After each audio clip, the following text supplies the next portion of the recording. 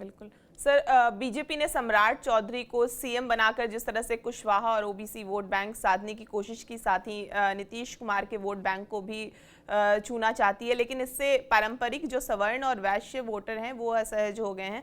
तो क्या बीजेपी अपना कोर वोट बैंक रिस्क में डालकर नया सामाजिक समीकरण बना रही है? क्योंकि बीजेपी के जवाब में ही जेडीयू ने विजय कुमार चौधरी, जो सवर्ण भूमिहार चेहरे के तौर पर देखे जाते हैं, विजेंद्र प्रसाद यादव जो यादव जाति से आते हैं और जिनका आधार पिछड़ा ईबीसी समीकरण से माना जाता है, उनको डिप्टी सीएम बनाकर साफ कर दिया है कि हर सामाजिक वर्ग की हिस्सेदारी तय होगी। यानी सीएम डिप्टी सीएम का पूरा जो ढांचा है एक तरह से ओबीसी प्लस सवर्ण प्लस ईबीसी बैलेंस का मॉडल बन गया है। तो क्या ये जातीय संतुलन जो है वो चुनावी मजबूरी है या स्थिर शासन की रणनीति है, क्या है? जातीय संतुलन है, और जातीय संतुलन साधने के लिए वो कौन किस वर्ग से आते हैं इसी का ध्यान रखा जाता है।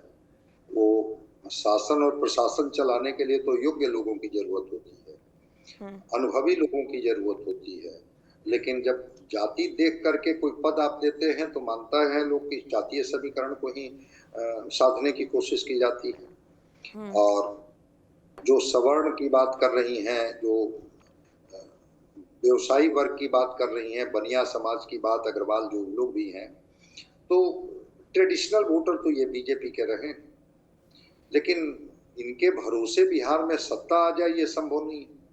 ओबीसी को साधना इनकी मजबूरी है बीजेपी की, इसीलिए ओबीसी के चेहरे पर बीजेपी ने दांव लगाया कि नीतीश कुमार के बाद फिर उसी लौकुश समाज को हम एक साथ एकजुट रखें ताकि उसका वोट मिलते रहे। लव अगर हटे तो कुछ को बना दिया हमने। और ओबीसी की राजनीति बिहार में 90 से शुरू हो गई है, वो चल ही रही है। 1930 में इसी बिहार में त्रिवेणी संघ बना था, और उस त्रिवेणी संघ में ओबीसी की 3 प्रमुख जातियां थी, यादव, कुशवाहा और कुर्मी।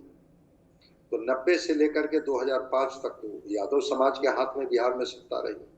2005 से 2025 तक कुर्मी समाज के हाथ में सत्ता रही, मतलब मुखिया के तौर पर तो वही समाज रहा। अब कुशवाहा की बारी आई है, तो वो जो ओबीसी जो है बिहार की सत्ता को नियंत्रित भी कर रहा है और बिहार की सत्ता पर काबिज भी है।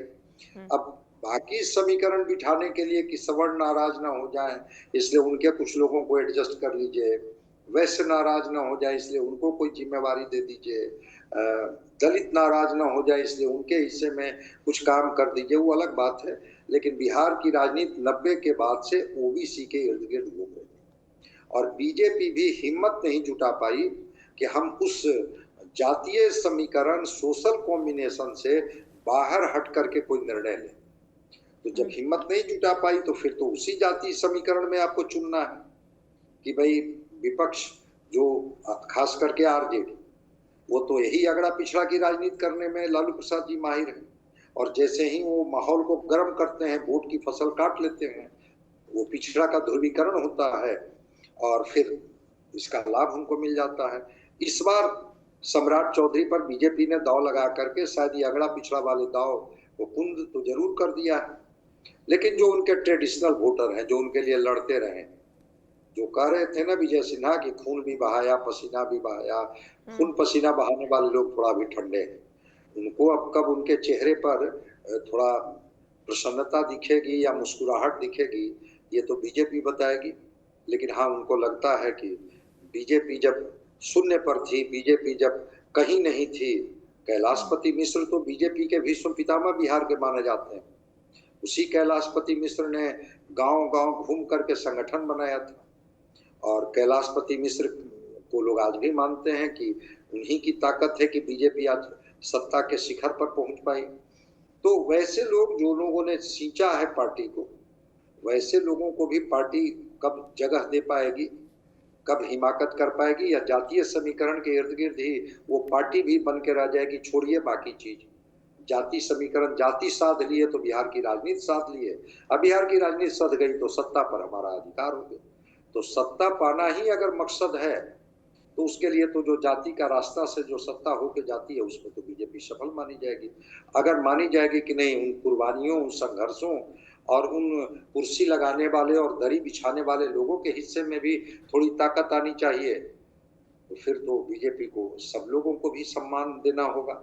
थोड़ा इंतजार करते हैं मंत्रिमंडल विस्तार तक। अभी तो 29 विभाग रखे हुए हैं सम्राट चौधरी जी बिल्कुल, अपने लिए। मेरा अगला सवाल सर यही था कि क्योंकि विभागों का बंटवारा जिस तरह से कर दिया गया, बीजेपी के पास 29 और जेडीयू के पास 18 विभाग रहेंगे, तो कैबिनेट का विस्तार मई के पहले हफ्ते के बाद संभव माना जा रहा है, क्योंकि अन्य राज्यों में जिस तरह से चुनाव का असर टाइमिंग पर पड़ रहा है। संकेत है कि एनडीए पुराना संतुलन बरकरार रखेगा, लेकिन इस बार जो बीजेपी बड़े भाई की भूमिका में अभी तक तो नजर आ रही है, फिर सहयोगी दलों को भी प्रतिनिधित्व मिलेगा। ऐसे में सवाल यह है कि सम्राट मंत्रिमंडल में किन किन नेताओं को आउट किया जा सकता है? देखिए, सम्राट चौधरी जी फ्रंट फुट पर तो आ गए हैं। आज कुछ तस्वीरें आई, उसमें तस्वीरों में वो विधायक जी उनको आगे से हाथ प्रणाम कर रहे हैं, बगल से प्रणाम कर रहे हैं, पीछे से प्रणाम कर रहे हैं। सम्राट चौधरी जी की नजर भी उधर नहीं जा रही है, कितने लोग प्रणाम करने वाले हैं। बिल्कुल। तो सम्राट चौधरी जी अपनी कोर टीम बनाएंगे और अपनी कोर टीम में कम से कम वो लोगों को तो जगह नहीं मिलेगी जिन लोगों पर माना जाता है कि वो किसी और के खास थे। और एक तस्वीर आई, विजय चौधरी जी को तो अभी डिप्टी सीएम बनाया गया है। नगर विकास की बैठक थी, बुलाया गया, फिर इनको कहा गया कि हाँ विजय बाबू जाइए। वो विजय चौधरी जो नीतीश कुमार जी के साथ साए के तरह रहते थे हमेशा, आज उनके चेहरे पर वो मुस्कुराहट नहीं थी। वो विजय चौधरी जिनके जिम्मे 18 विभाग हैं, उनके चेहरे पर वो मुस्कुराहट नहीं दिखी जो नीतीश कुमार जी के साथ थी। अभी थोड़ी तस्वीर साफ होने दीजिए ना। बहुत सारे लोगों के पत्ते कट जाएंगे, बहुत सारे नए लोगों की टीम बन जाएगी और सरकार गठबंधन में चल रही है। तो बीजेपी ये सब जानती है तोड़ जोड़ करना, किनको साथ ले आना है, किनको छोड़ देनी है, किनको क्या कर देनी है। तो देखते हैं जेडीयू के तरफ से किन लोगों को लिस्ट में नाम दिया जाता है, कौन लोग होते हैं जो मंत्रिमंडल में जिनको जगह मिलती है, कौन लोग जिनको मंत्रिमंडल से किनारे कर दिया जाता है। क्योंकि वो जो मंत्रिमंडल चल रहा था 2005 से 25 तक, वो नीतीश कुमार जी का के पसंद का मंत्रिमंडल था। अब सम्राट चौधरी जी के पसंद का मंत्रिमंडल होगा। तो सम्राट जी के मंत्रिमंडल में कई लोग, कई चेहरे हटेंगे, कई नए चेहरे जुड़ेंगे। और बिल्कुल आप सही कही, बंगाल का परिणाम आने तक 23-28 को तो वहां चुनाव हो जाएगा। मई के फर्स्ट वीक के बाद, चूंकि 20-25 विधायक तो बंगाल में ही हैं, बिहार के लगे हुए। अभी वो किसी भी तरह से कि आपको मंत्री बनाया गया, आपको नहीं बनाया गया, वो प्रभावित नहीं करना चाहते हैं। इसलिए 5 मई के बाद ही नया विस्तार होगा, विभागों का बंटवारा होगा। देखते हैं कौन लोग आते हैं। मैक्सिमम तो 36 ही हो सकते हैं ना। एक तो सम्राट चौधरी हो गए, 2 डिप्टी सीएम हो गए, तो 3 तो नाम आ गया सामने। बाकी मैक्सिमम अगर ये करेंगे तो 33 और कर सकते हैं। अब 33 करेंगे कि 30 करेंगे कि 25 करेंगे, कितना करेंगे। लेकिन जो आपके सवाल हैं कि कौन होंगे, तो अगर खुद ही बीजेपी की सरकार पाक साफ बनना चाहेगी तो ऐसे लोग जिन पर आरोप लगते रहे फिर भी वो मंत्री बनते रहे, क्या उन लोगों को सम्राट चौधरी जी के यहाँ भी जगह मिलेगी? बहुत सारे लोग जो अपनी विभाग को बेहतर नहीं कर पाए, परफॉर्म नहीं कर पाए, तब भी उनको मंत्रिमंडल में जगह मिल जाती थी। तो परफॉर्मेंस, उन पर आरोप और सम्राट चौधरी जी का भरोसा जिन पर होगा उन्हीं को जिम्मेवारी दी जाएगी।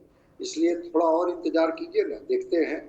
जेडीयू, वो तो कहा जाता है कि जेडीयू जो लिस्ट देगी, जो इनके कोटे के मंत्री होंगे उनको वो बनाएंगे। बीजेपी में सम्राट चौधरी जी को जो कमांडर आदेश करेंगे कि इनको मंत्री बनाइए, तो वो कमांडर की बात तो मानना उनकी मजबूरी है। क्योंकि कमांडर की ही बात पर जब विजय सिन्हा शपथ दिलाने में प्रस्तावक बन सकते हैं, तो कमांडर की बात तो सम्राट चौधरी जी भी मानेंगे ही। तो हम लोग थोड़ा इंतजार करें कि कमांडर बीजेपी में किनको मंत्री बनाने के आदेश देते हैं, और इधर देखते हैं कि कौन लोग जेडीयू के लिस्ट से आते हैं। थोड़ा हम लोग वक्त दें इस पर, तो और चीजें स्पष्ट